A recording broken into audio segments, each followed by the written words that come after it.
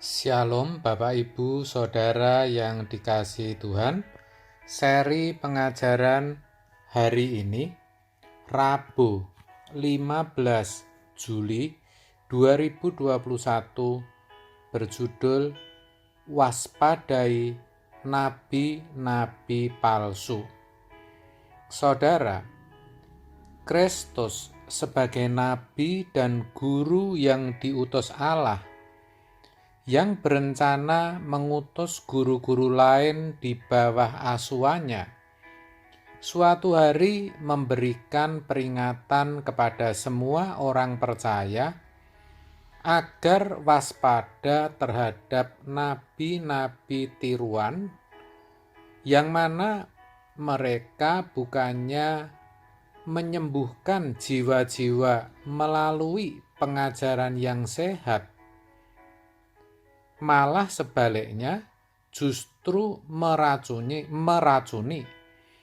bukannya mempertobatkan orang berdosa, sebaliknya malah mengarahkan mereka kepada kebinasaan. Tuhan Yesus berkata, waspadalah terhadap nabi-nabi palsu yang datang kepadamu dengan menyamar sebagai domba, tetapi sesungguhnya mereka adalah serigala yang buas. Jelas dan tegas dikatakan nabi-nabi palsu itu menyamar sebagai domba. Namanya menyamar tentu tidak mudah dikenali, makanya harus diwaspadai. Kalau tidak, maka orang percaya akan mudah tertipu atau terperdaya. Nabi-nabi palsu itu sekarang masih dan nyata-nyata ada, dan mereka dikenal sebagai guru-guru palsu. Seperti tertulis dalam 2 Petrus 2 ayat 1. Sebagaimana nabi-nabi palsu dahulu tampil di tengah-tengah umat Allah, demikian pula di antara kamu akan ada guru-guru palsu. Mereka akan memasukkan pengajaran-pengajaran sesat yang membinasakan. Bahkan mereka akan menyangkal penguasa yang telah menebus mereka, dan dengan jalan demikian segera mendatangkan kebinasaan atas diri mereka. Jadi dikatakan kalau dahulu nabi-nabi palsu itu ada di tengah-tengah umat, sedangkan guru-guru palsu dikatakan ada di antara kita. Berarti bisa jadi yang dimaksud adalah para pembicara mimbar. Ini bukan bermaksud saya hendak menghakimi mereka, karena saya sendiri juga pembicara, saudara. Mungkin saudara berkata, lalu bagaimana mengenalinya, Pak? Nah, biasanya yang diajarkan adalah pengajaran sesat, seperti yang dikatakan ayat tadi. Menyangkal Kristus atau mengajarkan hal-hal yang berlawanan dengan kebenaran yang sebenarnya yang ada dalam Yesus, dan yang bertentangan dengan kesalehan atau kesucian hidup. Tetapi meskipun pengajaran yang disampaikan benar, tetap perlu diwaspadai juga, karena ada orang yang mengaku-ngaku sebagai guru atau rasul, padahal bukan. Rasul-rasul palsu adalah orang-orang yang menyebut dirinya rasul, tetapi yang sebenarnya tidak demikian.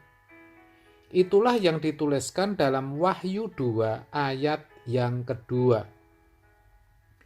Sebab itu, saudara harus belajar untuk mengenalinya. Kalau sampai ada oknum, saya katakan oknum saudara, yang mengajarkan bahwa dunia akan semakin baik dan menjadi tempat hunian yang nyaman, hati-hati. Karena itu bertentangan dengan kebenaran Alkitab. Atau mungkin yang mengajarkan bahwa kekudusan atau kesempurnaan itu sesuatu yang mustahil atau tidak mungkin, dan berkata yang bisa kudus atau sempurna itu hanya Tuhan.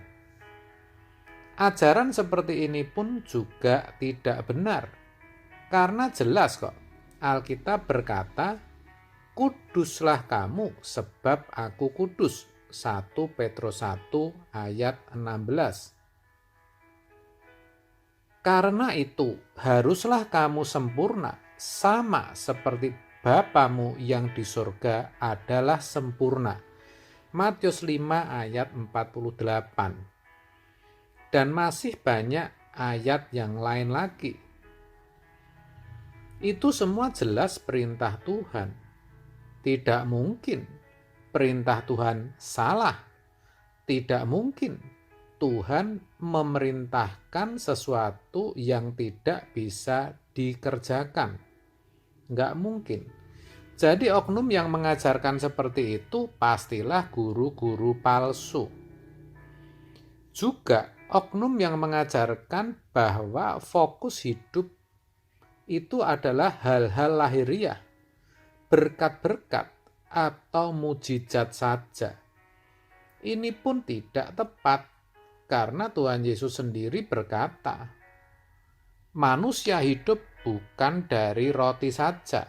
Lukas 4 ayat 4. Bahkan jelas dalam Roma 14 ayat 17 dikatakan, sebab kerajaan Allah bukanlah soal makanan dan minuman, tetapi soal kebenaran, damai sejahtera, dan sukacita oleh Roh Kudus. Berkat jasmani memang dibutuhkan, saudara. Tetapi kerajaan surga itu kan bukan cuman itu. Jadi kalau yang diajarkan itu saja, hanya yang menyangkut makanan dan minuman, yang menyangkut hal-hal lahiriah saja, pasti itu tidak benar.